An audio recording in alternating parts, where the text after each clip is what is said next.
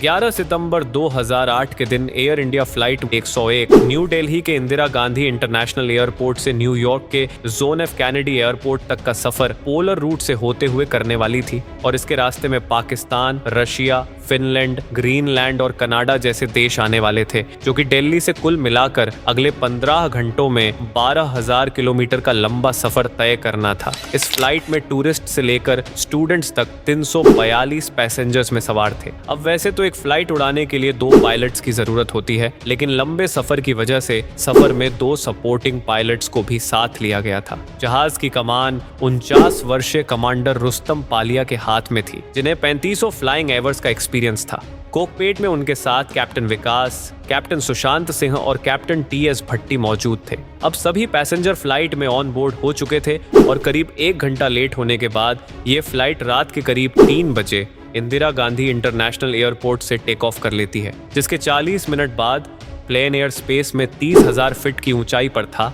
तब पहली मुसीबत कॉकपिट के दरवाजे पर दस्तक देती है। दरअसल कॉकपिट की मैन डिस्प्ले में एक वार्निंग शो होती है जिसमें लिखा था सिंगल सोर्स रेडियो अल्टीमेटर। दरअसल जैसे एक समुद्री जहाज में रेडार टेक्नोलॉजी होती है जो माइक्रोवेव को नीचे भेजकर वापस आने का टाइम कैलकुलेट करती है ताकि पता चले कि समुद्र की सतह कितनी दूर है, ठीक वैसे रेडियो अल्टीमेटर भी ऐसे ही वेव्स भेजकर प्लेन का एल्टीट्यूड को कैलकुलेट करता है, जिसके लिए इन कमर्शियल एयरक्राफ्ट में 3 रेडियो अल्टीमेटर लगे होते हैं। मगर उस रात फ्लाइट 101 के 2 रेडियो अल्टीमेटर बिगड़ चुके थे और सिर्फ एक ही काम कर रहा था, जो काफी चिंता की बात थी, क्योंकि अब ये 2 अल्टीमेटर्स की रेटिंग्स को क्रॉस वेरीफाई नहीं कर सकते थे। लेकिन पायलट्स के पास आगे बढ़ने के अलावा कोई रास्ता नहीं था। अगले 10 घंटे तक फ्लाइट बेहतरीन तरीके से अपने सफर को तय करती है, लेकिन फिर जब ये जहाज अटलांटिक ओशन को पार कर रहा था तब इसमें दूसरी सबसे बड़ी परेशानी आई। दरअसल फ्लाइट का टीकेएस काम नहीं कर रहा है। ये सिस्टम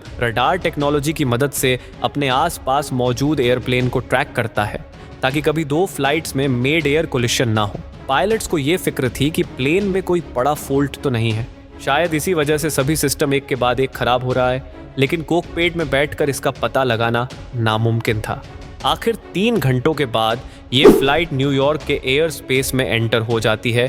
तो उस वक्त वहाँ के सुबह की 6 बजे थे, लेकिन वहाँ का मौसम हवाई उड़ान के पक्ष में नहीं था। आसमान भरे बादलों से घिरा हुआ था और बिजली की कड़कड़ाहट के साथ तेज बारिश हो रही थी। अब पायलट न्यूयॉर्क एटीसी से कांटेक्ट करते हैं और रनवे 4 के लिए क्लियरेंस मांगते हैं, जो उन्हें तुरंत दे दिया जाता है। जिसके बाद पायलट फ्लाइट 101 को गाइड करने के लिए ILS यानी कि इंस्ट्रूमेंट लैंडिंग सिस्टम को एक्टिवेट करने की कोशिश करते हैं।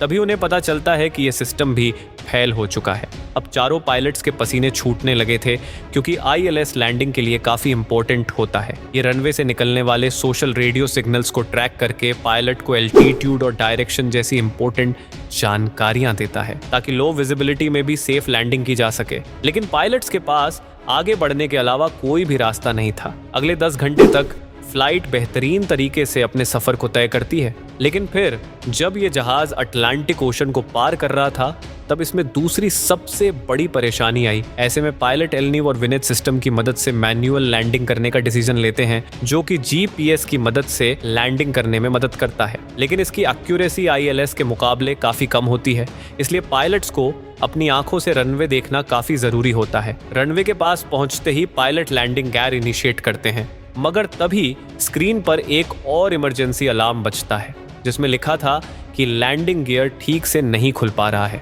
जिससे चारों पायलट्स के दिल की धड़कन बढ़ गई। मगर फिर चेक करने पर पता चला कि ये एक फॉल्स अलार्म था।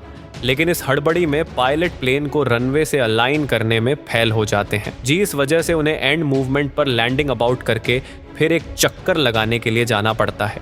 इस दौरान फ्लाइट के एक फर्स्ट ऑफिसर ने एक और प्रॉब्लम नोटिस की थी। दरअसल ILS जब एक्टिवेट होता है तो पायलट को रनवे देखने की जरूरत नहीं पड़ती, लेकिन जब ILS काम ना करे तो कम से कम 600 फीट की ऊंचाई से रनवे देखना जरूरी होता है। रनवे देखने की इस टर्म को क्लाउड सीलिंग कहते हैं। मगर वो सुबह जोन एफ कैनेडी एयरपोर्ट के क्लाउड सीलिंग सिर्फ 200 फीट की आ गई। यानी फ्लाइट के 200 फीट के एटीट्यूड पर पहुंचने के बाद ही पायलट को रनवे दिख सकता था। और ये हाइट बहुत ज्यादा कम थी, क्योंकि अगर इतने नीचे आने के बाद फ्लाइट रनवे से गलत अलाइन हो गई तो इसे फिर से उड़ाना भी मुश्किल हो जाता है और फ्यूएल भी खत्म होने की कगार पर था। यानी पायलट गो अराउंड करते हुए मल्टीपल लैंडिंग अटेम्प्ट बिल्कुल नहीं कर सकते थे। कुल मिलाकर फ्लाइट पर क्रैश लैंडिंग होने का खतरा मंडरा रहा था। तभी पायलट के पूछने पर एटीसी उन्हें लैंडिंग के कई ऑप्शंस बताते हैं, पर दिक्कत ये थी कि फ्यूएल भी खत्म हो रहा था और अब पायलट ने जो 800 किलोग्राम एक्स्ट्रा फ्यूल भरवाया था उसी से काम चल रहा था। ऐसे में दूर नहीं जाया जा सकता था, इसलिए कैप्टन रुस्तम ने नेवार्क एयरपोर्ट पर लैंड करने का डिसीजन लिया, जहां की क्लाउड सीलिंग 400 फीट थी, जो जरूरी 600 फीट से अभी भी 200 फीट कम थी। जो पायलट ने न्यूयॉर्क एटीसी को बताया कि हमारे मल्टीपल इंस्ट्रूमेंट्स भी खराब हो चुके हैं, तो उन्होंने भी इस लैंडिंग को क्रिटिकल घोषित कर दिया। नेवार्क एयरपोर्ट के रनवे को लैंडिंग के लिए रेडी कर दिया और इमरजेंसी व्हीकल्स को भी रनवे के पास बने टैक्सी वेज पर भेज दिया। अगले कुछ मिनटों में फ्लाइट 101 नेवार्क एयरपोर्ट पहुंच जाती है। फ्लाइट के पायलट 14 घंटे से सोए नहीं थे, साथ ही एक के बाद एक इंस्ट्रूमेंट फेल्योर से वो घबरा गए थे। ऐसे में वो कितनी स्ट्रेसफुल सिचुएशन में होंगे इसका अंदाजा हम लगा भी नहीं सकते, क्योंकि फ्लाइट में सवार 357 यात्रियों की जान सिर्फ उन्हीं के अगले कदम पर निर्भर थी। खैर, जब प्लेन रनवे के पास पहुंचता है तब वो 1000 फीट की ऊंचाई पर था, जो जरूरी ऊंचाई से काफी ज्यादा थे। लेकिन जहाज में गो अराउंड करने जितना भी फ्यूएल नहीं था, इसलिए कैप्टन रुस्तम तुरंत एक्शन लेते हुए प्लेन को आगे की तरफ झुका देते हैं, जिससे इसका एल्टीट्यूड कम होता है लेकिन स्पीड बढ़ जाती है। करीब 400 फीट की ऊंचाई पर प्लेन क्लाउड सीलिंग को पार कर लेता है और कैप्टन रुस्तम रनवे की पहली झलक देखते हैं। तभी उन्हें पता लगता है कि प्लेन ज्यादा ऊपर और राइट की तरफ मोड़ा हुआ है, इसलिए वो मैन्युअली ही प्लेन को नीचे झुकाते हुए लेफ्ट की तरफ मोड़ देते हैं, जिससे फ्लाइट रनवे की सेंट्रल लाइन से अलाइन हो जाती है। लेकिन अब भी इसकी स्पीड काफी ज्यादा थी, जिसे धीरे धीरे कम करते हुए पायलट प्लेन को रनवे की ओर करीब ले जाते हैं। आखिरकार प्लेन रनवे पर सुरक्षित लैंडिंग करता है। दोस्तों, ये बात जानकर आपके रोंगटे खड़े हो जाएंगे कि एयर इंडिया फ्लाइट 101 की लैंडिंग के सिर्फ 10 मिनट बाद ही नेवाद एयरपोर्ट तूफान के सपेट में आ जाता है। आखिरकार पायलट की सूझबूझ ने प्लेन को एक सॉफ्ट लैंडिंग करवा दी और 357 लोगों की जान भी बच गई।